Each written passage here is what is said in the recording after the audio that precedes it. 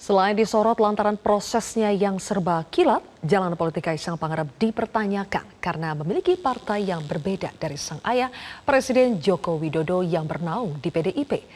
Apa yang terjadi? Benarkah langkah politik Kaisang adalah bagian dari atraksi politik Jokowi? Saya akan membahasnya bersama dengan Wakil Ketua Umum PSI Andi Budiman dan juga analis politik Lingkar Madani Ray Rangkuti. Selamat sore Mas Andi, Bang Ray. Ya, sore. Selamat sore Bang Rey, selamat sore Bang. Oke. Yuk. Baik, Mas Andi, jadi baru 2 hari jadi kader, Kaisang melampaui nih semua kader PSI yang sudah merintis karir politiknya lebih lama. Apakah ini betul semata-mata privilege seorang putra presiden? Tergantung tafsir ya. Tapi yang jelas ini adalah sebuah atau buah dari keberanian. Keberanian dari PSI di satu sisi dan keberanian Kaisang di sisi lain. Yang pertama ini adalah keberanian Kaisang. Karena apa?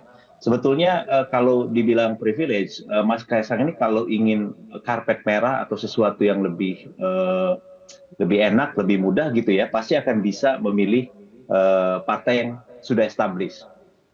Keputusan Mas Kaisang untuk bergabung dengan PSI, partai non-parlemen yang masih belum besar, 1,89% suara, itu menunjukkan satu sikap yang tidak ingin instan. Bahwa Mas Kaisang ini ingin berjuang dari bawah, ingin membesarkan partai, ingin meloloskan PSI ke Senayan di 2024. Jadi itu harus diapresiasi saya pikir. Kalau ada anak muda, berani terjun ke politik, memilih sebuah jalan yang tidak mudah. Terus terang ini jalan yang tidak mudah, karena bagaimanapun PSI belum mencapai parlemen, dan Mas Kaisang sendiri tekadnya adalah membawa PSI ke parlemen. Di sisi lain, bagi PSI, ini adalah sebuah keberanian. Kenapa keberanian? Keberanian untuk keluar dari cara-cara yang konvensional. Kalau kita bicara soal kaderisasi, jangan-jangan apa yang kita lihat selama ini terjadi pada partai politik pada umumnya, yang disebut sebagai kaderisasi, itu yang menjadi kritik kita selama ini adalah justru menghambat anak-anak muda potensial untuk menduduki posisi-posisi yang strategis. Jadi kalau misalnya kita selama ini atau masyarakat, para pengamat banyak mengeluh bahwa proses kaderisasi di partai politik itu tidak jalan, jangan-jangan penyebabnya proses itu sendiri adalah bagian dari upaya untuk atau bagian dari problem membuat anak-anak muda tidak bisa mendapatkan posisi yang penting di partai politik. Nah, keberanian PSI membuka diri terhadap anak muda potensial seperti Kaisang ini harus dilihat sebagai sebuah cara untuk keluar dari kebiasaan yang normal tadi.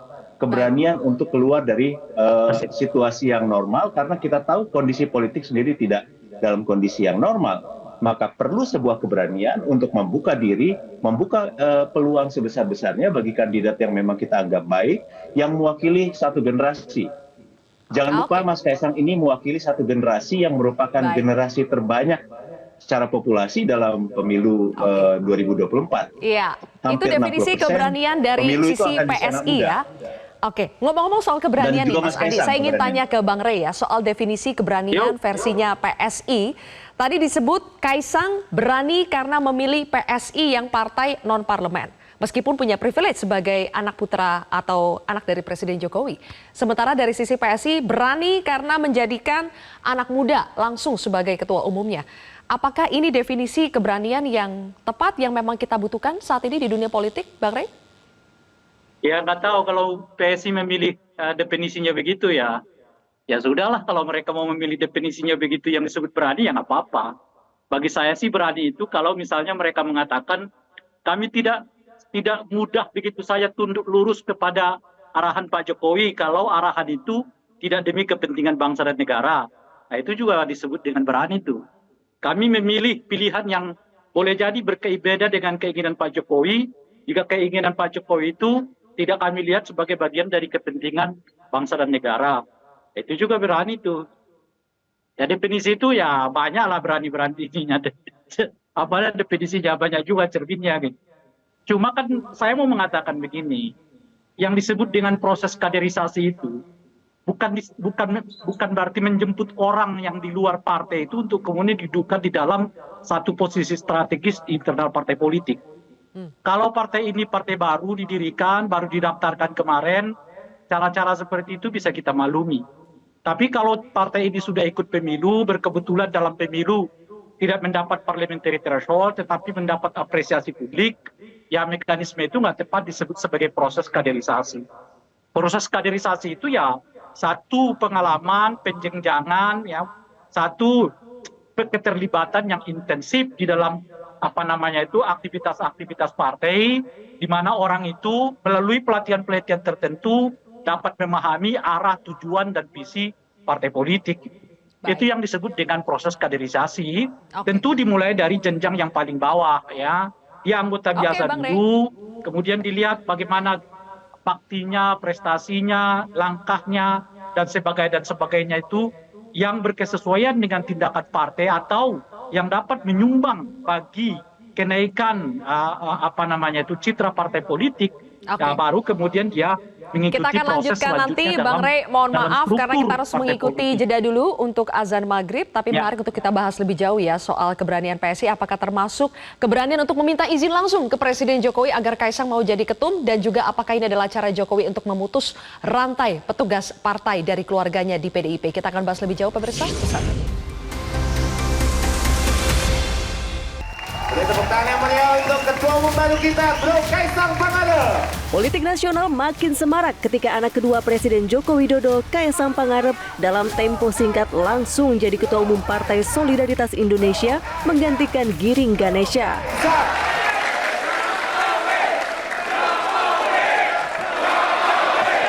Kaisang dengan kemeja bergaris kotak-kotak mengajak relawan yang menjadi pendukung Presiden Joko Widodo untuk turut serta berjuang memenangkan partai barunya. Untuk relawan Pak Jokowi, pasti ingatkan dengan pakaian saya ini.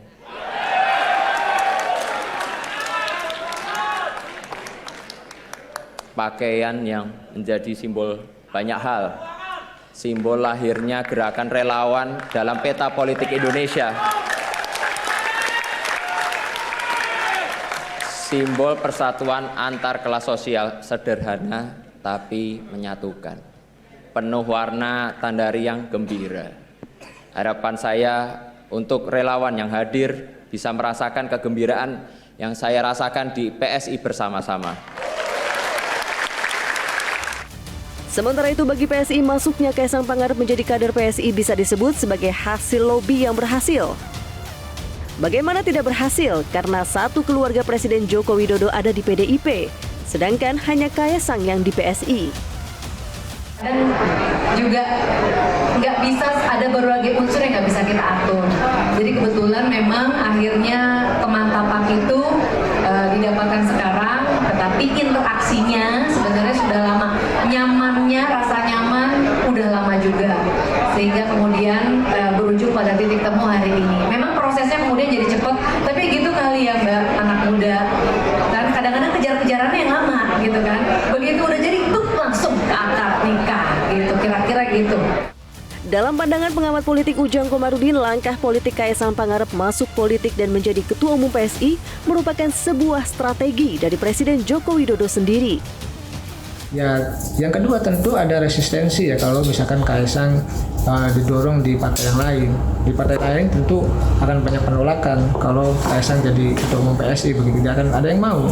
Tetapi kalau di PSI itu kan tidak ada resistensi, begitu masuk 2 hari lalu jadi Ketua Umum, karena memang PSI ini kan partainya Jokowi, partai yang dibina oleh Jokowi, tegak lurus pada Jokowi. Jadi skemanya ya tadi menyimpan telur di keranjang yang berbeda, menempatkan anak-anaknya di partai yang berbeda begitu, satu di PDIP, satu lagi di PSI.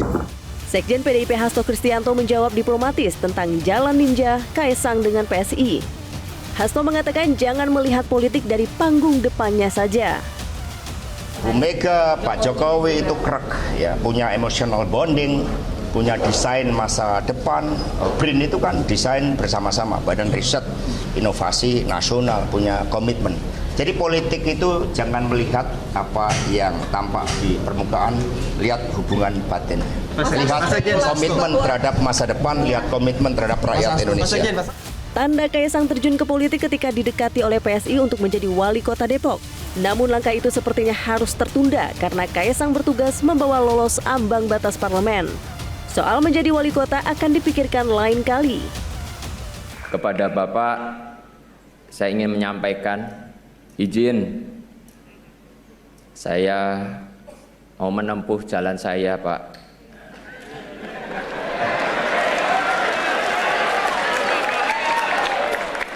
Semoga. Tim Liputan Metro TV. Baik, kita lanjutkan lagi Mas Andi Budiman dan juga Bang Rey. Mas Andi, kalau kemarin Kaisang mengatakan ia terinspirasi dari ayahnya Presiden Jokowi, apakah PSI juga minta langsung ke Presiden Jokowi agar Kaisang mau jadi ketua umum di PSI? Saya pikir ini keputusan seorang anak atau manusia yang sudah dewasa ya. Jadi Mas Kaisang sendiri kan adalah orang yang sudah dewasa. Jadi keputusan yang dia ambil adalah keputusan yang didasari oleh sebuah pertimbangan yang juga pertimbangan yang matang, pertimbangan pribadi. Karena bagaimanapun ini adalah sekali lagi bukan jalan yang mudah. Jalannya Mas Kaisang ini bukan jalan yang mudah. Tadi di cuplikan tadi juga sudah bilang, Mas Kaisang kan bilang juga, mohon izin kepada Bapak saya menempuh jalan sendiri. Bahwa dia memilih sebuah jalan yang tidak mudah, memilih bergabung dengan sebuah partai non-parlemen yang masih berkembang gitu. Jadi sekali lagi kalau dibilang minta izin, saya pikir yang kita komunikasikan selama ini ya dengan Mas Kaisang, tapi bukan tidak ada soal minta izin. Mungkin Mas Kaisang yang pasti komunikasi dengan Pak Jokowi seperti disebutkan juga beberapa waktu yang lalu. Baik, Bang Rey, apakah Anda yakin bahwa ini adalah jalan yang dipilih Kaisang sendiri, bukan jalan yang ditentukan Presiden Jokowi untuk Kaisang untuk memutus rantai petugas partai keluarga Jokowi di PDIP? Ya, kita nggak tahu apa yang terjadi dalam katakanlah hubungan keluarga Pak Jokowi gitu. Apakah ini mutlak keputusannya Kaisang atau ada hasil musyawarah keluarga gitu, atau dorongan orang per orang di dalam keluarga, atau bahkan boleh jadi ada semacam persaingan di dalam internal keluarga mereka. Kita nggak tahu apakah misalnya Kaisang merasa perlu juga melihat karir abangnya Gibran gitu ya, perlu mencari jalan lain. Kalau Gibran di PDI, ya saya di PSI, ayo sama-sama saling berlomba lah macam-macam gitu. Semua hal itu mungkin terjadi. Kita nggak tahu apa yang sebenarnya terjadi di internal keluarga Pak Jokowi gitu. Apakah ya dalam hal ini mereka saling dukung, atau sebenarnya yang terjadi justru ya saling berlomba-lomba gitu ya, saling kompetisi di dalamnya itu gitu. Yang begini dan seterusnya gitu. Karena kita ingat sebelumnya Kaisang ini kan ingin jadi calon wali kota di Depok, tetapi entah gimana ceritanya terdengar kabarnya sudah nggak jadi gitu. Nah kan kalau beliau wali kota di Depok, Gibran wali kota di Solo kan sama-sama tuh gitu. Nah sekarang Kaisang nggak jadi wali kota, tapi kan di ketua partai. Nah sedikit mungkin lebih tinggi lah dibandingkan dengan Gibran yang masih menjadi anggota partai politik biasa di PDI Perjuangan, meskipun ya partainya partai besar gitu, tapi kan bukan ketua umum gitu ya kan. Kalau yang sekarang kan ketua umum gitu. Jadi kita nggak tahu persisnya lah apa yang terjadi gitu. Nah, tidak tahu persisnya, tapi Bang Rey, kalau analisa Anda kan banyak yang mengaitkan bahwa langkah politik Kaisang itu dengan politik dua kaki Presiden Jokowi. Tapi pertanyaannya, benarkah ini politik dua kaki atau sekarang malah sudah jelas di mana kaki Jokowi karena sudah merestui anaknya ke partai lain, bukan ke PDIP? Ya, makanya tadi saya sebetulnya mengatakan begini, boleh jadi ini bagian, kalau ini musyawarah keluarga, saya sih melihatnya ini bagian dari cara bagaimana Gibran disiapkan untuk jadi calon wakil presiden jika Mahkamah Konstitusi ya mengabulkan permohonan judicial review yang dilakukan salah satunya oleh PSI gitu ya. Sehingga dengan begitu besar kemungkinan PSI akan menjadi lautan ya, tempatan bagi Gibran untuk masuk ke Pak Prabowo, karena jelas PDI Perjuangan nggak akan merelakannya gitu. Jadi skenarionya adalah PSI dipegang oleh Kaisang adiknya Gibran. Kalau tuntutan Mahkamah Konstitusi itu dikabulkan, ya artinya PSI akan mendorong Gibran untuk menjadi calon presiden melalui ya suara PSI yang besar kemungkinan akan bergabung dengan Pak Prabowo. Jadi Gibran ke sana itu bukan tanpa bawa apa-apa, kira-kira gitu loh. Setidaknya Gibran ke sana itu membawa satu partai yang bernama PSI, sehingga dengan begitu orang nggak melihatnya juga ujuk-ujuk gitu kan. kok tiba-tiba lompat aja dari PDI ke Pak Prabowo misalnya begitu, karena ada proses di tengah-tengahnya ini yang bernama PSI. Bisa saja begitu.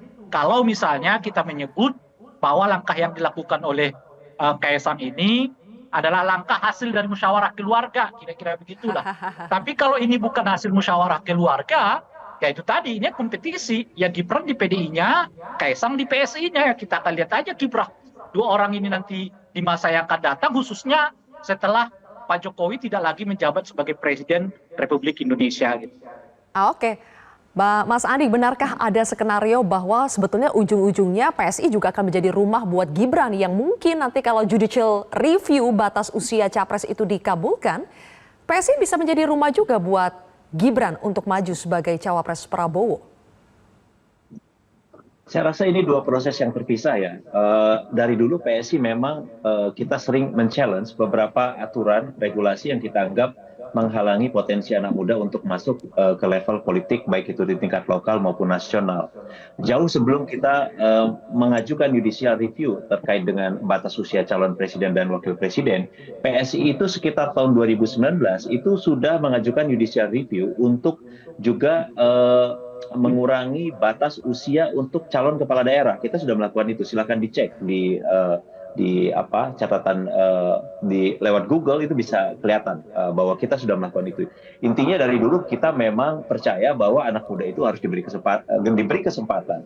Nah, termasuk juga dalam soal usia capres dan cawapres, apalagi kalau kita ingat bahwa aturan sebelumnya di tahun 2008 batas usia calon presiden dan wakil presiden itu adalah 35 tahun. Nah, kita ingin mengembalikan usia itu ke aturan yang lama. Jadi ini dua proses yang terpisah. Kita memang dari dulu selalu berupaya untuk membuka ruang seluas-luasnya kepada anak muda untuk bisa berkiprah di dalam politik, baik di level lokal maupun di nasional. Nah, bergabungnya Kaisang ke PSI juga adalah dua hal yang atau hal yang berbeda, tidak ada kaitannya dengan apa yang terjadi pada judicial review terkait dengan calon presiden dan wakil presiden. Jadi kalau misalnya disebut bahwa ini ada kaitan, ya mungkin itu hanya sekedar tafsir ya. Tapi kami sendiri yang menjalani merasa bahwa ini adalah ya sesuatu yang normal, sesuatu yang alami ya. Kita memang selalu membuka diri untuk anak muda, kita selalu memberi tempat kepada anak muda, kita selalu men-challenge aturan yang ingin membatasi kiprah anak muda di dalam politik. Kurang lebih begitu. Iya, tapi kan masalah anak mudanya ini kan anak mudanya ini spesial, Mas Andi. Anak mudanya putra seorang presiden, begitu kan? Jadi bukan anak muda biasa. Pernyataan Bung Andi ini, kalau kemudian misalnya memilih ya usia tua sebagai calon presidennya, itu kontradiktif tuh. Gimana Bang Rey? Bukan masalah tua atau mudanya, tapi problemnya adalah jangan sampai ada halangan yang membuat anak muda itu tidak bisa masuk ke dalam politik.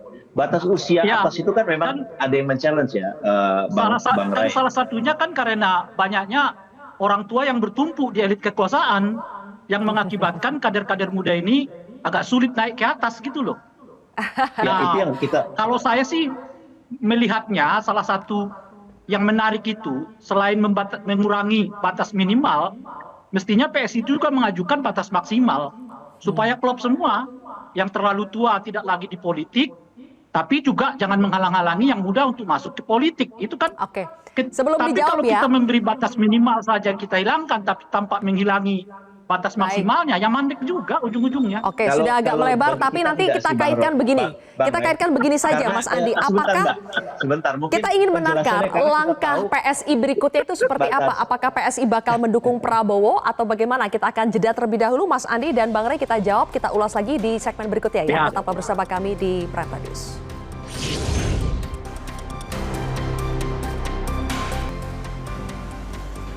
Baik. Pemirsa, kami sedang membahas sebetulnya ini skenario setelah Ketua Umum PSI yaitu Kaisang Pangarep akan membawa PSI kemana? Apakah ujung-ujungnya Mas Andi konteksnya adalah Pilpres 2024 bahwa PSI nanti bakal mendukung Prabowo? Karena kan kita sudah melihat beberapa kali Ketua Umum PSI Kaisang sebelum bergabung dengan PSI itu sudah beberapa kali memakai baju dengan foto Prabowo. Jadi apakah ini adalah muara nantinya PSI akan mendukung Prabowo? Pertama, dalam pidato semalam Mas Kaisang kan jelas bilang bahwa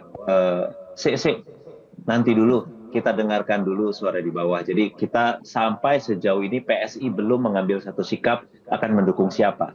Sebaliknya, PSI sekarang betul-betul fokus ingin berpikir atau memfokuskan energi bagaimana agar PSI bisa lolos ke Senayan di 2024. Itu agenda penting. Karena ini kita sekali lagi kita sadar bahwa selama ini energi pikiran kita terlalu banyak terfokus pada pemilihan presiden. Kita lupa bahwa proses atau pemilihan legislatif itu adalah sesuatu yang penting. Dalam sistem politik kita, hampir semua keputusan strategis tidak bisa diambil presiden tanpa persetujuan parlemen. Jadi siapapun yang terpilih menjadi presiden, parlemen ini punya peranan yang penting, entah menjadi partner kerja maupun sebagai alat kontrol terhadap kekuasaan. Nah, PSI ingin memberikan warna kepada politik Indonesia dengan hadir di Senayan. Karena kita sadar bahwa fungsi itu yang selama ini absen, yang selama ini hilang. Nah, kalau ditanya apakah kita sudah mendukung calon presiden, sekali lagi belum. Tapi kalau ditanya apa fokus kita adalah lolos ke Senayan di 2024. Oke, baik. Bang Rey, kalau tadi betul ada skenario tangan Jokowi yang mempengaruhi Kaisang untuk menjadi ketum PSI, yang Anda baca sebetulnya misi besar di balik restu Jokowi sehingga anaknya jadi ketum PSI ini apa misi besarnya? Apakah ini adalah investasi politik jangka panjang? Kalau merujuk kepada kultur politik Indonesia ya, pertanyaan itu adalah sekaligus jawabannya sebenarnya, bahwa para politisi di Indonesia itu punya kecenderungan untuk melanggengkan kekuasaannya melalui kerabatnya. Kan itulah yang memunculkan politik dinasti ya, yang marak di mana-mana. Dan saya kira nggak terkecuali kepada Pak Jokowi, sebab sebelum Kaisang kan sudah ada Gibran, sudah ada juga mantunya Bobi di Medan ya, yang sekarang digadang-gadang menjadi calon gubernur di dua daerah itu. Bahkan Gibran digadang-gadang sebagai calon wakil presiden bagi salah satu calon presiden untuk 2024 yang akan datang. Jadi kalau dilihat ini semua, saya kira kesadaran demokratiknya Pak Jokowi itu kurang lebih sama lah dengan elit politik yang lain. Kalau bisa dilanggengkan kekuasaannya, kenapa harus dilepas? Kira-kira gitulah. Kalau bisa dinastikan, ya kenapa harus sendiri-sendiri? Itulah kira-kira itu. Layaknya dengan perilaku ya politisi lain lah, kurang lebih sama. Dan itulah yang kita lihat gejala-gejalanya sekarang. Padahal saya dari dahulu misalnya mengkritik ya, mengapa Pak Jokowi membiarkan Gibran dijadikan sebagai wali kota Solo dan Bobi sebagai wali kota Medan. Padahal salah satu definisi yang kuat yang disebut dengan dinasti itu adalah keluarganya berkuasa kalau masih ada yang berkuasa dari rantai keluarga itu gitu. Pak Jokowi membiarkan Gibran berkuasa di Solo dan Bobi di Medan kalau beliau menjadi presiden gitu. Beda ceritanya misalnya beliau sudah nggak jadi presiden, lalu anak-anaknya berkiprah di dunia politik. Itu definisi yang disebut dengan dinasti itu ya berkurang gitu. Misalnya seperti ya Pak Soekarno dengan Ibu Mega, ya jelas bukan dinasti gitu. Karena Pak Ibu Mega berkiprah secara politik ya jauh setelah almarhum Pak Karno meninggal dunia. Jadi nggak ada hubungannya sama sekali. Nggak bisa disebut ada campur tangan dan seterusnya itu, apalagi mempergunakan wibawa kekuasaan yang ada pada dirinya demi ya mengangkat ya popularitas, elektabilitas dari keluarganya tersebut gitu. Jadi ya dalam hal ini saya kira standar demokrasinya ya kurang lebih sama lah. Kalau bisa dilanggengkan ya kenapa disendirikan gitu lah kira-kira. Oke, terakhir nih Mas Andi, jika memang betul ini adalah upaya untuk melanggengkan dinasti politik dari Presiden Jokowi, apakah PSI yang selama ini dikenal dengan partai tegak lurus dengan Presiden Jokowi juga bersedia, tidak masalah jika partainya harus dijadikan sebagai wadah dinasti politik Presiden Jokowi? Pertama, saya tidak setuju dengan definisi dinasti tadi ya. Partainya aja beda-beda. Pak Jokowi itu PDI Perjuangan, Gibran PDI Perjuangan, Kaisang di PSI. Pak Jokowi tidak dalam posisi untuk mengontrol satu kekuatan politik. Biasanya klan atau dinasti itu berada di satu kelompok atau satu organisasi atau satu partai politik. Nah ini kan berbeda-beda. Dan Pak Jokowi tidak berada di dalam posisi mengontrol kekuatan politik di mana dia berasal saat ini. Jadi kalau dibilang dinasti saya kira agak kurang tepat ya. Meskipun sekali lagi catatannya dinasti itu bisa bermasalah kalau dia terjadi di dalam satu sistem tertutup, di mana tidak ada proses pemilihan, tidak ada election, yang ada adalah selection, penunjukan. Tapi kalau di dalam sistem demokrasi seperti kita, di mana pemilihan kepala daerah berlangsung secara demokratis, terbuka, dan dipilih langsung oleh rakyat, maka kita tidak bisa menyebut itu sebuah hasil atau dampak buruk dari proses dinasti. Karena pada gilirannya, itu adalah sebuah pilihan rakyat, bukan pilihan elit, bukan karena seleksi dari para elit. Jadi dalam konteks ini saya tidak setuju kalau misalnya dinasti, pertama definisi dinasti sendiri kurang tepat, yang kedua dinasti bermasalah dalam satu sistem politik yang tertutup, atau suatu organisasi atau satu partai yang tertutup. Kalau misalnya dalam kasus Gibran, dalam kasus Bobi dan lain sebagainya, itu kan sesuatu yang prosesnya terbuka, dipilih langsung oleh masyarakat, itu bukan dinasti politik. Dan Pak Jokowi tidak mengontrol satu kekuatan politik. Dan by the end of the day, kalau kita melihat ada sejumlah contoh klan atau dinasti politik di luar negeri. Di Amerika ada klan Kennedy, ada klan Bush, di India ada Gandhi, dan dalam kasus-kasus di atas memang terbukti mereka itu bisa berhasil menjadi pemimpin politik yang baik. Dalam kasus Pak Jokowi, kalau kita mau menyebut demikian, Mas Gibran itu kerjanya keren banget. Silahkan cek di Solo. Saya rasa di antara seluruh kepala daerah, Mas Gibran ini adalah yang paling menonjol. Komitmennya terhadap kebangsaan kuat, visinya tentang pembangunan juga bagus, padahal semua orang dulu ragu bahwa mungkin nggak dia masih begitu muda, belum punya pengalaman, belum punya visi, kemudian diejek dinasti dan lain sebagainya. Tapi dengan waktu, Mas Gibran berhasil meyakinkan bahwa dia mampu. Tingkat kepuasan masyarakat Solo terhadap kepemimpinan Mas Gibran, kalau tidak salah, terakhir itu di atas 95%. Ini memperlihatkan ini sesuatu yang tidak bisa dibohongi, bahwa masyarakat itu puas dengan kepemimpinan seorang Gibran di Solo. Nah, sekarang ada Kaisang di PSI. Mari kita beri kesempatan kepada anak muda. Karena ini di 2024 hampir 60% pemilih adalah anak muda. Kalau misalnya dijejerkan seluruh ketua umum partai politik, itu akan terlihat secara jelas, secara visual buat anak muda mana yang akan relate dengan mereka. Mereka akan merasa dekat. Oh, itu generasi saya. Itu orang yang memang relate dengan saya. Saya suka gitu. Jadi itu jadi sesuatu yang akan membuat pembeda di pemilu 2024. Kita berharap anak muda ya akan kita akan lihat ya. Kita akan lihat apakah sosok anak mudanya yang menonjol atau justru karena privilege-nya yang menonjol. Kita akan lihat nanti bagaimana pilihannya. Terima kasih Mas Andi dan juga Bang Rey. Terima kasih sudah bergabung bersama kami di Prime Time News. Jelajahi cara baru mendapatkan informasi. Download Metro TV Extend sekarang.